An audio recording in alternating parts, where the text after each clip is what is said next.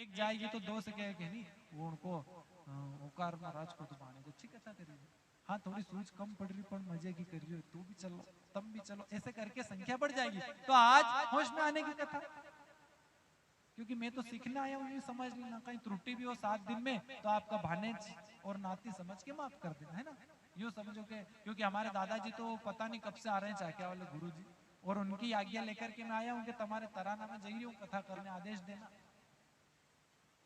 तो पहले दिन की कथा में होश में आ गई, ज्ञान वैराग्य, दूसरे दिन आंखें खुल गई, तीसरे दिन बैठ गए। अब भक्ति देवी को भरोसा बनने लग गया कि जरूर इस पुराण में कुछ न कुछ तो तप है। मेरे पुत्र बैठ गए। चौथे दिन जब हमारे द्वारकाधीश का बाल स्वरूप में अवतार हुआ तो दोनों भाई खड़े हो गए और तालियां बजाकर नाचने लगे। पांचवें दिन गोवर्धन लीला की कथा ऋषियों ने सुनाई। छठे दिन भगवान की शादी, पहला विवाह रुक्मणी जी के साथ संपन्न किया, और सातवें दिन जब पूर्णता की ओर कथा हुई, यथा अवस्था में ज्ञान और वैराग्य आ जाते हैं और दोनों दिव्य रूप धारण करके नारद जी को प्रणाम करते हैं। भक्ति देवी ने कहा कि ऋषिवर आप धन्य हैं।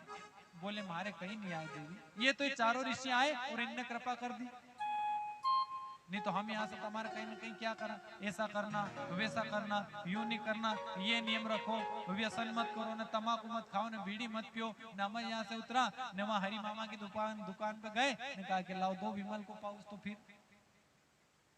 फिर आपको गुरु जी तम वहां से तो ऐसी को न तमज विमल खाई रहा, तो फिर न ब्राह्मण कुछ भी कह देता है। देखो एक बार ऐसा हो गया, एक जगह कथा चल रही, ने ब्राह्मण देवता थोड़े मतलब यूं समझ लो कि 40-50 वर्ष की उम्र में थे। अब उनकी थी तम्बाकू खाने की आदत, भी तम्बाकू खा के बैठ जाए कथा में। अभी हमारे भाई साहब वगैरह ऐसे बैठे, वी भी बेचारा बैठ के कथा सुने, हमारे सेलू मामा जैसे ने विनोद मामा जैसे बैठ के ने उन्हें एक दिन प्रश्न किया कि गुरुजी तुम सबके सुधारवा की बात करो, ने हमने चलो ठीक है, तुम व्यास मंच पे तम्बाकू खाने क्यों बैठो, नीचे उतरी न खाओ, तुम तो वहां भी बैठो और आप वाचन करते हो तो मुख में से जो आपके छींटे निकलते हैं, थूक निकलता है, वो पुराण पर गिरता है, इससे अशुद्धता होती है, हमें धर्म नहीं लगता है। तो ब्राह्मण कहीं ये जो कहने इनका रास्ता भी हमारे पास बहुत सारा है, हम कहीं भी कहीं कहने कि ऐसा नहीं ना वैसा नहीं है। तो उन्होंने कहा कि देखो ब्राह्मण का मुख अग्निमुख, ब्रह्म वाक्यम जनार्दनम, हमारा अग्नि का मुख है, और हमारे मुख से अगर जो छींटे भी उड़ते हैं तो समझ लो कि गंगा के पवित्र प्रोक्षण हो रहा है तुम्हारा, तुम अशुद्ध नहीं हो रहे। उन्होंने 2-4 ने की वाह ये ब्राह्मण देवता बड़ा। अब दूसरे दिन फिर कथा चालू हुई, 2-4 बेटे, उसमें से एक बेटा बैठा कि आज गुरुजी ने कहा कल जो बात की वह ध्यान रखिए। गुरुजी कथा कर रहे हैं, बड़ा आनंद आ रहा है, सबसे कह रहे हैं कि राधे राधे, जोर जोर से चिल्ला रहे हैं। फिर अचानक उनका ध्यान भटक गया, राधे करते रहे, जब मुंह उनका खुला तो एक भैया वहां से उठे, ने पूड़ी में पता नहीं क्या बांध के लाए, वो जैन गुरुजी का मुंह में डाल दी। गुरुजी ने मुंह साफ करा, क्या है हमारा संत का अपमान कर दिया, हम व्यास मन से कथा का वाचन कर रहे हैं, हमारे मुख में तो छोरा नहीं की गुरुजी ये तो मैंने ही आपके मुख में भभूति डाली, आप तम्बाकू खा के बैठे हैं आज भी। बोले हाँ तुझे कल समझाया था ना कि ब्राह्मण का मुख अग्निमुख होता है, हमारे मुख से जो निकलता है वो गंगा का पान होता है। हाँ हाँ हाँ बस बस बस, इसीलिए गुरुजी हमारी जी है नहीं बेचारी साल भर का माँ डोकरा डोकरी का फूल अवेरी के बैठी थी कि बेटा तू हरिद्वार जाए तो खमई आ जाए, तो हरिद्वार कदे जाऊं, मैंने सोची गुरुजी का मुंडा में गंगा जी है तो यहाँ खमई दिया, वहां कदे जाऊं, तो कोई कोई फिर टाणी भी कर दे, जितनी सदे इतनी को ज्यादा मत।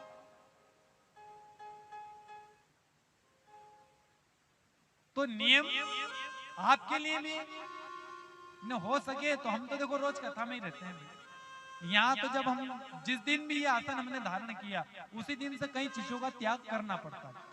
और मेरे ऊपर तो मेरे मामा श्री के ऐसे आशीर्वाद हैं कि उनने कभी सुपारी वगैरह का स्वाद नहीं चखा और मेरा पालन यहीं पर हुआ, तो उस ठाकुर जी की इतनी कृपा है कि आज तक मुझे भी पता नहीं,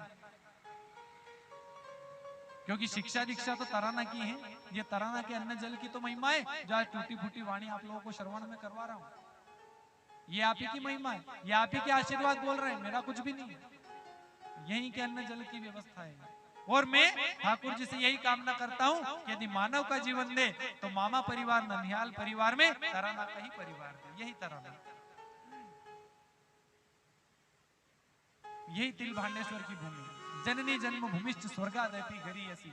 मुझे बड़ा गर्व है मेरी जननी पर, इस भूमि पर, क्योंकि मैं तो यही बड़ा हूँ।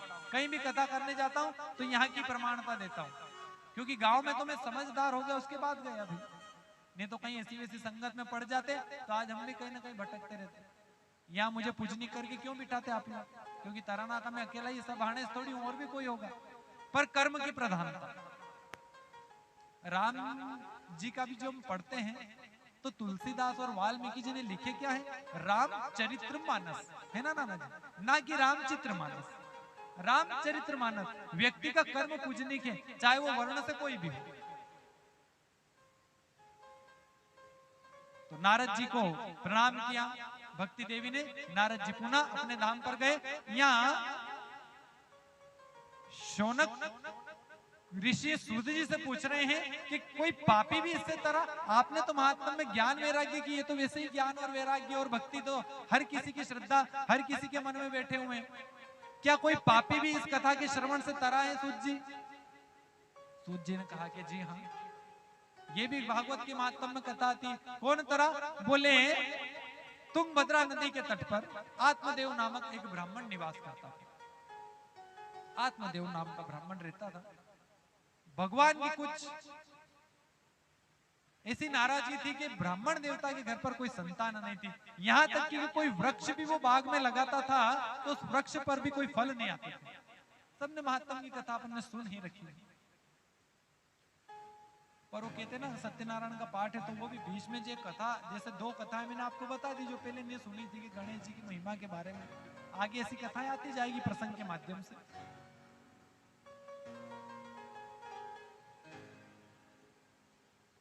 यहां तक स्थिति थी कि जब आत्मदेव ब्राह्मण घर से बाहर निकलते थे तो लोग कोई शुभ कार्य के लिए जाते थे तो उनको अपशकुन हो जाता। बोले ब्राह्मण इसके घर पर कोई संतान नहीं है, ये सामने मिल जाएगा तो कार्य सफल नहीं होगा। ये एक बड़ी संतानहीनता की जो कलंकता है। और शकुन अपशकुन पहले के समय से लेकर आज तक चलते आ रहे हैं। शकुन अपशकुन को ध्यान रखना, पहलो सनातन धर्म को मानना। यहाँ तक प्रमाण था कि छींक भी आए तो अपन को मान मना हमारे सनातन धर्म में। छींक भी आई जाए तो अगर रुकी जाना ना, मोटरसाइकिल टेकी है नहीं, ऐसा होता है। शकुन अपशकुन का ध्यान रखते थे तो पहले के समय में बरकत भी बहुत रहती थी कि नहीं? आज जितनी हाय पहला रहती थी कि आज जितनी जल्दी हर कार्य के अपने रे पहला इतनी रहती थी। पहले तो बड़ी शांति रहती थी। ये समझ लो कि कहीं अनाज पानी बोवा को भी काम पड़ता था तो पहले 2-3 व्यक्ति होते थे और उसके बाद भी सब काम आराम से हो जाता था। एक पैर की नहीं चलती थी पहले, है ना नाना जी? एक पैर की नहीं न 2 आदमियों में परेशान होता था कि नहीं? दिन भर में पसेरी 2 पसेरी अनाज बोवा तो कि नहीं, 1 या 2 पसेरी बस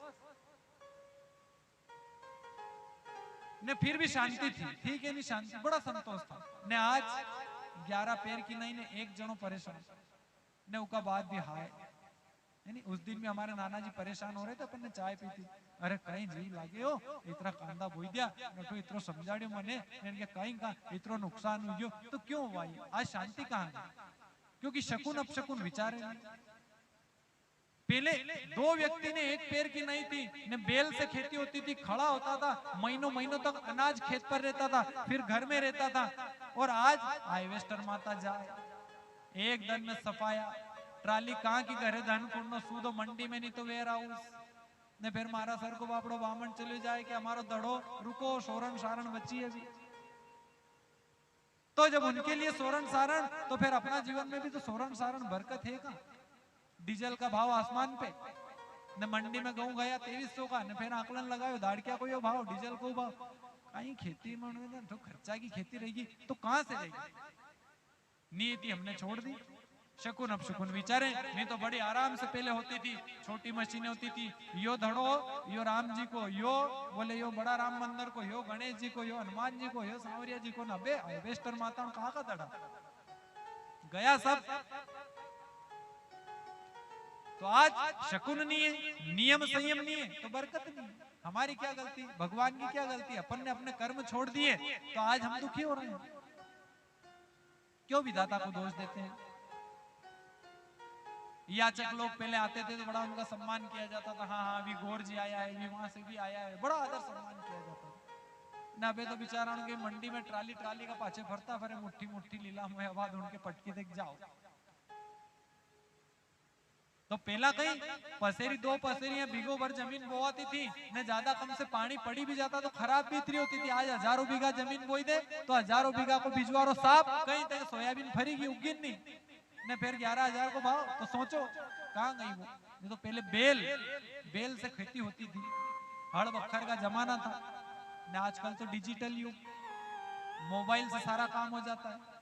बेचारा डोकराउन भी के ए गुरुजी अबे जमानो ऐसो आइयो सब हाथ में आइयो सब भगवान ने सब छोरा उनका ये सब काम आजकल मोबाइल से हो जाए गुरुजी सब हाथ में आइयो खाली ये जीव हाथ में नहीं आयो। अरे दादा ये जीव हाथ में आई जाता तो इतना मनक भी कथा में बैठता थोड़ी अपन बैठता नहीं है। भगवान पागल है, खाली जीव हाथ में नहीं आयो तो जीव तुम्हारा हाथ में दे देगा तो ये इतना बैठा ही भी इनको कहीं काम कर लो दुनिया मुट्ठी में। पर आज भी 6 बात भगवान ने उसके हाथ में रखी। सुनो भरत भावी प्रबल कहे मुनिनाथ हान लाभ जीवन मरण यश अजश विधि हाथ। ये 6 बात उसने उसके हाथ में रखी। यो कानून मोबाइल में लैपटॉप में इंटरनेट में नहीं दियो नहीं तो कहीं काम पड़े कथा भागवत को ना कहीं काम पड़े मंदिर में जावा को अपने भगवान। यही तो विडंबना है। पर 6 बात उसके हाथ में, कब नुकसान हो जाए कब फायदा हो जाए अपन सोची भी नहीं सका। प्याज को कद भाव बढ़ी जाए ना कद घटी जाए, यूनिवर्स इतना हो या गेहूं का ये भाव सोयाबीन का वो भाव हर जगह उसी का है। कब मरना है कब जीना है कब किसको जन्म देना है कब किसको उठाना है ये उसके हाथ में। अरे देखते देखते मानव की शरीर की अवस्था बदल जाती है, इसको रोक नहीं सकते अपन। है मोबाइल में सुविधा है इंटरनेट में, देखते देखते सफेदी आई जाए पर नहीं रोक सकते क्योंकि काय में सुविधा नहीं। देखते देखते शरीर वृद्ध हो जाए, शरीर शक्तिहीन हो जाता है, काम काज की बने नहीं। जय श्री राम। तो ये व्यवस्था आज भी भगवान के हाथ में। देखते देखते शरीर और अच्छा हुआ। मैं तो एक बात कहता हूं, देखो कम से कम एक बात तो है, दुकान कितनी रेडीमेड व्यवस्था दुकान पे हो गई है ना। पहले गेंद वेंद भी बनाती थी माता मेहनत बेचारी कपड़ा से सिलती थी ना कहीं काय से ना। आजकल भले ट्रक खाली करे लो प्लास्टिक की गेंद को, कपड़े लेने जाओ तो रेडीमेड की व्यवस्था। नहीं तो पहले टेलर साहब उनके कपड़ा सिवा में 1-1 महीना की वेटिंग लगती थी है नहीं। सब चीज की रेडीमेड दुकान हो गई, सब चीज की। खाली मानव शरीर की कोई रेडीमेड दुकान कोई नहीं बना सका, देश से लेकर विदेश तक। नहीं तो ऐसा भी माणी माणी कहे कि भले करोड़ों रुपया लगी जाता, भले 1-2 बीघा साल की बेची जाती, पर वो शरीर भी बदल लेता भी टेम देखी कि नाना आखो जीवन हुई क्यों मारो, अबे शरीर बूढ़ो ही है, मने जमीन बस ही है 1 बीघो बेच दूसरो शरीर मोल लूंगा। पर यही व्यवस्था आज भी मेरे गोविंद के हाथ में, उस परमात्मा के हाथ में नहीं बदलाएगा।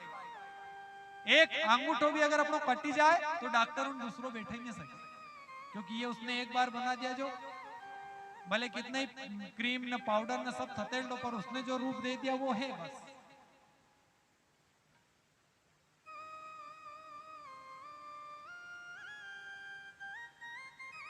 तो सूर्य जी कह रहे हैं आत्मदेव ब्राह्मण के यहाँ संतान नहीं थी। प्रभु की इच्छा थी कि उनके घर संतान नहीं थी। एक दिन विचार आया कि अपशकुन होते हैं, लोगों को मैं सामने मिल जाता हूँ तो कोई अपने शुभ कार्य करने जाते हैं तो रुक जाते हैं, ऐसा जीवन जी के क्या करना मुझे। यहाँ तक कि कोई गाय माता को पालता हूँ तो गाय माता के भी गर्भ से कोई बच्चा जन्म नहीं ले। आत्महत्या करने का विचार आत्मदेव ने किया। निकल जाते हैं नदी की ओर के आज के बाद इस जीवन को मैं नहीं जीऊंगा। जाते जाते जाते आगे पहुंच जाते हैं जंगल में, वही सनत सनंदन सनत कुमार सनातन चारों ऋषि मिल जाते हैं। बोले आत्मदेव ब्राह्मण देवता कहां जा रहे हो? मैं शरीर को त्यागना चाहता हूं। क्यों? मेरे भाग्य में कोई संतान नहीं है। मैं किसी भी व्यक्ति को अगर सामने मिल जाता हूं तो अपना मार्ग बदल देता है, अपने कार्य से विचलित हो जाता है, मेरा अपशकुन हो जाता है, मेरा मिलना लोगों के लिए अपशकुन है। ऐसा जीवन जी के मुझे क्या करना? ब्राह्मणों ने कहा कि ये तो कोई हल नहीं हुआ समस्या का।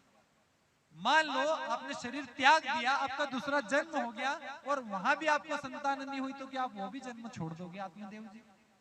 तीसरा जन्म हुआ वहां भी आपकी अगर संतान नहीं है, आत्मदेव जी ने कहा कि आप संत हैं, आप ऋषि हैं, आप मेरा भाग्य देख करके निर्णय लीजिए कि मेरे भाग्य में संतान है भी कि नहीं। जब ऋषियों ने भाग्य देखा, आत्मदेव का कहा कि 7 जन्मों तक तुम्हारे भाग्य में संतान ही नहीं, अब बोलो क्या करोगे? आत्मदेव ने कहा कि मैं आपकी शरण में हूं, और संत जो चाहे वो कर सकते हैं। आप संतान चाहते हैं? आत्मदेव जी ने कहा कि हाँ मैं संतान चाहता हूं। तभी ध्यान किया, उनके हाथ में एक फल आया, आत्मदेव जी को दिया कि ये जाकर शुभ समय देखकर आपकी पत्नी को खिला देना, इसके प्रताप से आपके घर पर संतान हो। ब्राह्मण को दिया हुआ दान, ब्राह्मण को दी हुई दक्षिणा, संत को दी हुई दक्षिणा, दान कभी व्यर्थ नहीं जाता है। संत का मिलना कभी व्यर्थ नहीं जाता है, ब्राह्मण से मिलना कभी व्यर्थ नहीं जाता है। संत से जब आत्मदेव का मिलना हुआ तो उन्होंने फल दिया। यहाँ कथा में भी हम आकर के बैठते हैं, यहाँ जितना दिया हम समय जो देंगे ये व्यर्थ नहीं हो। पूरे जीवन जो हम जी रहे हैं ये तो सिर्फ दूसरों के लिए। घर बनाया तो क्या अपने लिए? दूसरों के लिए। हम इसमें काम में कब तक लेंगे? जब तक हमारा जीवन, बाद में कोई काम नहीं। आत्मदेव जी घर गए, इनकी पत्नी चरित्रहीन थी, उनका नाम था धुंधली। जाकर के कहा कि धुंधली, ये संतों ने मुझे फल दिया है, ये फल तू ग्रहण करना, इस फल के प्रताप से हमारे घर भी संतान जन्म लेगी। धुंधली ने कहा कि मैं कहाँ चाहती थी संतान की, हमारे घर संतान हो। पता नहीं कहाँ कहाँ घूमते रहते, पता नहीं कौन कौन से ऋषि सन्यासी साधुओं से मिलते रहते, ये फल लेके आ गए। रख दो भगवान के यहाँ, कोई अच्छा सा समय देख के मैं खा लूंगी। अब धुंधली किसको कहते हैं पता है? धुंधली जिसकी नीति और व्यवहार में बदलाव। वो कैसे? जो अपने परिवार के जब भोजन करने बैठे तो अपने पति परमेश्वर अपने बच्चों को अच्छे भोजन करवा दे। परिवार में मामा के बच्चे आ गए या अपने ननद के बच्चे आ गए, देवर जेठ के बच्चे आकर के खाने बैठ गए तो उनको ऐसा वैसा अपने पति की रोटी अच्छे से घी लगा दी, ने ननद का छोरचिरिया है तो दे दी ऐसी कि आज नहीं ये खत्म हो गया। वो धुंधली। घर से काका साहब के, भैया साहब के बच्चे आए तो उनके साथ व्यवहार में अंतर। कहीं फल की टोकरी पड़ी है तो उसे ऊपर खिसका देना, ऐसो नहीं हो आया है 2-4 सब खाई जाएगा, हमारा छोरा के तो कहीं आते पल्ले नहीं रिंदेगा बेचारा, उसके अलग पटक दियो। मिठाई का डब्बा पड़ा अभी आई गया, ननंद का छोरा छोरी हूँ कहीं नहीं मिलेगा, गणा अबगा तो इतना दिन में आज मिठाई अपना करे, वो अलग पटक दिया आड़ में।